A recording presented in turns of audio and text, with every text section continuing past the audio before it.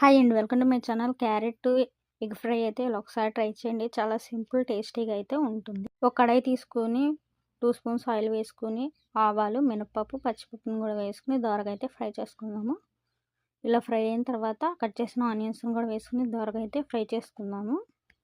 ఇలా చక్కగా ఫ్రై అయిన తర్వాత దీనిలోకి కట్ చేసిన మిర్చి, అలా కరివేపాకును కూడా వేసుకొని చిట్లేంత వరకు అయితే ఫ్రై చేసుకుందాము. ఇలా ఫ్రై అయిన తర్వాత చిటికెడు జీలకర్రను కూడా వేసుకుని అవి వేగేంత వరకు అయితే ఫ్రై చేసుకుందాము. అల్లం వెల్లుల్లి పేస్ట్ని కూడా వేసుకుని దోరగా అయితే ఫ్రై చేసుకుని తురుము పెట్టుకుని క్యారెట్ మొత్తాన్ని కూడా అయితే వేసేసుకుని ఒకసారి అయితే కలుపుకుందాము. చక్కగా ఇలా కలుపుకున్న తర్వాత లిడ్ అయితే పెట్టేసేసుకుని ఒక 10 నిమిషాలు అయితే ఉడికించేసుకుందాము. ఒకసారి లిడ్ తీసి చూద్దాము. ఇలా చక్కగా ఫ్రై అయిన తర్వాత దీనిలోకి 3 ఎగ్స్ని అయితే వేసుకుని ఒకసారి అయితే కలిపేసేసుకుని ఒక 5 మినిట్స్ అయితే ఉడికించుకోవాలి. చక్కగా ఇలా అయిన తర్వాత దీనిలోకి రుచికి సరిపడా సాల్ట్, 1 స్పూన్ పసుపును కూడా వేసుకున్నాము.